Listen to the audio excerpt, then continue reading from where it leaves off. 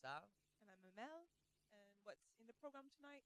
Today we will be talking about, first of all, the St. Davis parade, and we will also be talking about the headlines of the week. The marking, yeah, the marking boycott of UCU, that was provoked by UCU. Um, And I hope you enjoyed last week when we launched our first show of WikiLeaks. So we apologize if we didn't have any CUTV news, but we launched our first show of WikiLeaks, which is about the coverage of Bulgaria entering the lift of work restrictions of Bulgarians in the EU. So hope you enjoyed it, or if you haven't watched it, go on YouTube, it's there. And don't forget to share your thoughts with us on Twitter, hashtag CUTV News, at Cardiff Union TV, and subscribe to our YouTube channel, Cardiff Union TV 1. yes, and St. Davis parade. Did you go there, Amel? No, unfortunately, I didn't go. Well, I have to admit, I was there. It was very colorful. It was the most diverse event I've ever been at. Actually, it was yes, it was a lot of people from different ages, different generations. You could see families, children, older people, and the music, the dance, So the clothing. Everything is so different and diverse. I guess Wales has many sort of emblematic colors, like the yellow of the daffodil and the green and the Yes. red. Yes, definitely. And one thing that caught my attention actually, and what evoked kind of medieval feeling was the parade when they were walking through the castle, Oh that yeah, area, which is really really nice. it's quite a nice place to do a parade. It's like quite a big, and it's very well representing Cardiff. Yes, yes, definitely. And we have Helena and Yasmin on place. Take a look at the video.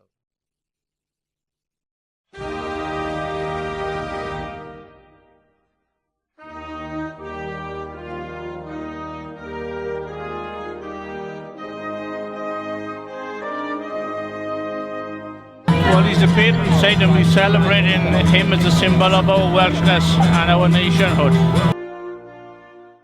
So you're part of the parade as well? Oh yes, we were number 3 in the parade. You had St. David, you had St. David's banner, and then it was us.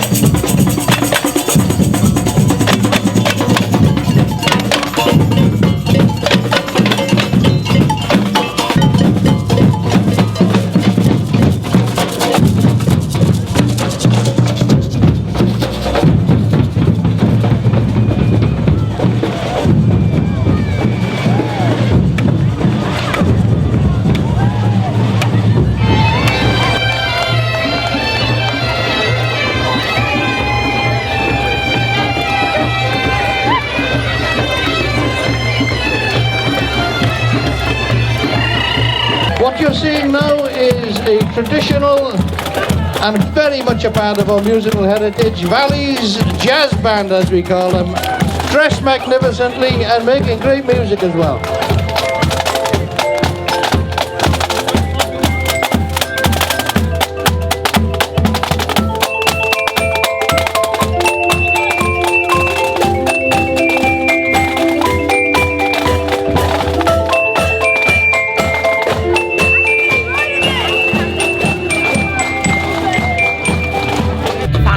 We're still wearing these hats. Of course, in all the photographs, the hats were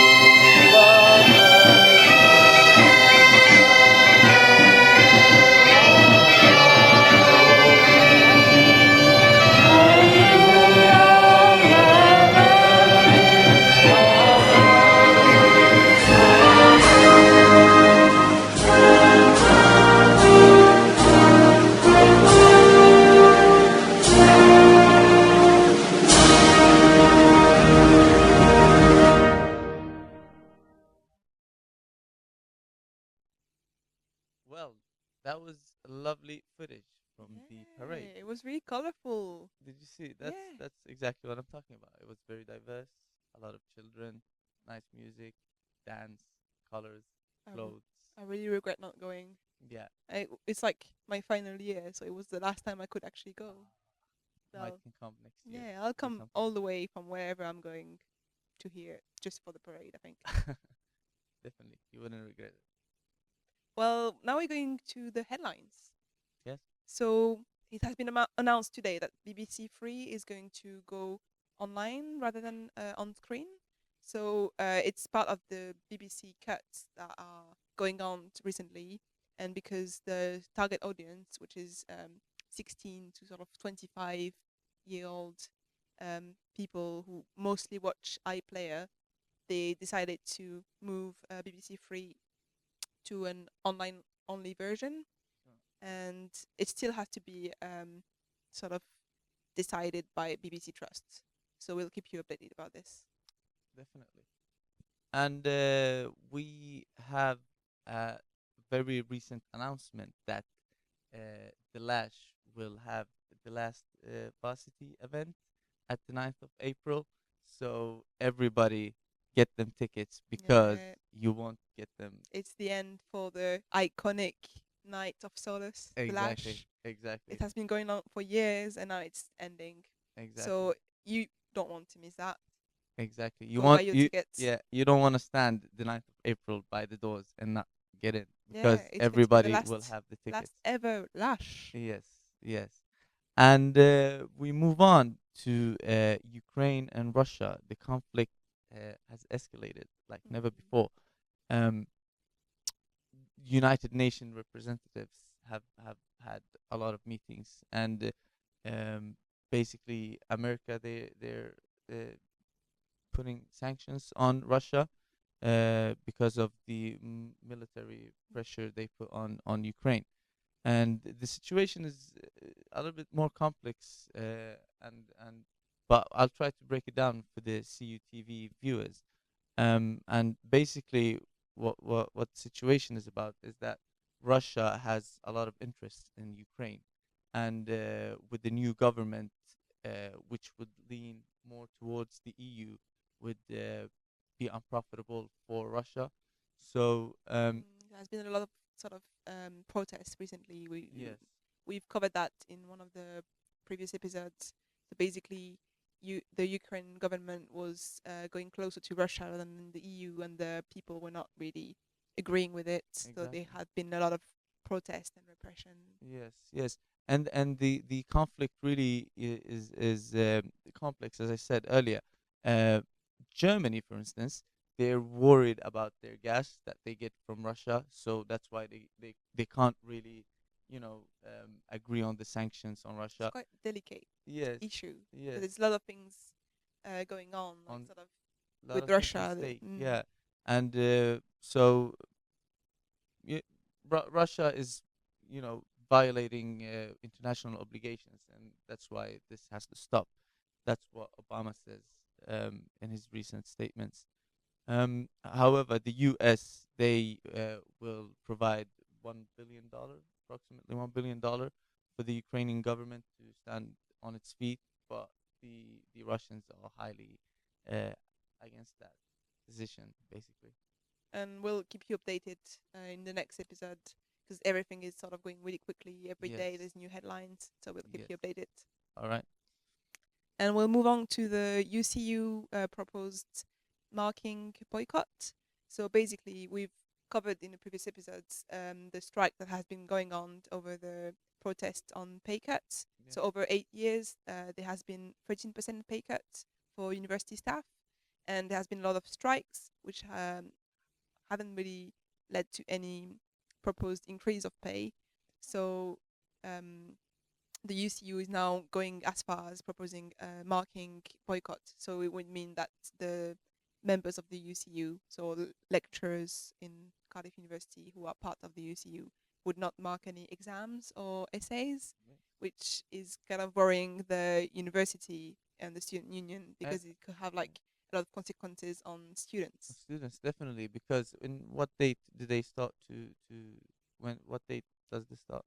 April 28th, All which right. is sort of the time when all the last essays and exams are going to Are start. going to- yes. So it could be also sort of a problem for final year students Final which year are students. graduating and might need their Exactly. last grades. But we asked university students what they thought about it, so have a look at the video.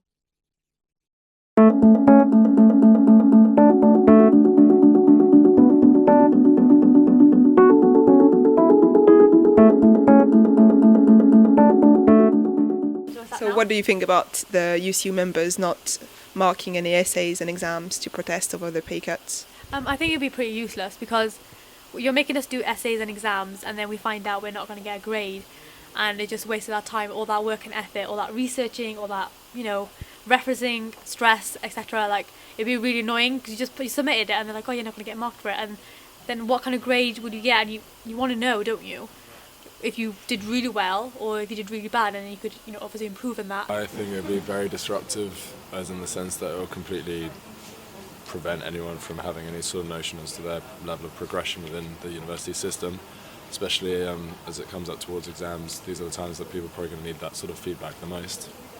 I think that that lecturers and teaching staff have a lot of work to do, and there's never enough time for them to do it. So, having pay cuts is not on when they're getting more work to do. So, yeah, support it. So you think it's a good way of protesting against the pay cuts? Oh yeah, strike's always legitimate. I think if you're, it's a way to get people to notice you, I suppose. Yeah, I guess it's quite a good way to get noticed and recognised.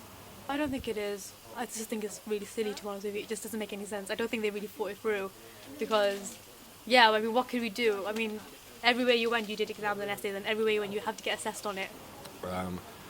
Certainly would be an effective way in which to go about sort of disrupting things, but is that really going to be the most helpful way to sort of get what they're trying to get in return for it? Because it's going to completely screw up a lot of people's lives within the university if you're not getting any work or any sort of feedback. I can understand it from their point of view because nothing's happened so far, so they're trying to get a reaction of some description. But I think that it's the complete wrong time to do it because some of our lecturers are part of the UCU, so what is the point of us doing our exams if it's not going to be marked? It seems like a waste of time for us, so I do think it's being done at the wrong time. There has been quite a different opinions from students. They sort of agree why there's this kind of measures, Yeah. but at the same time they're sort of worried about the consequences. Of course, it feels like it's the student who might take the hit of the whole charade. But we'll see what's going to happen. Absolutely. We don't know yet. Absolutely. Time will tell. We would like to tell you that there's a conference, a NASTA, so National TV Station conference going on Saturday here in Cardiff at the Student Union. It's going to be from 10 to 5:30 with a lot of speakers from the industry, the TV industry. So if you're interested in getting work in the TV or just want to come and enjoy a nice afternoon with loads of speakers, just join us. See on Facebook there's going to be a link to the Yes, event, so yes. just follow it and join. Yes.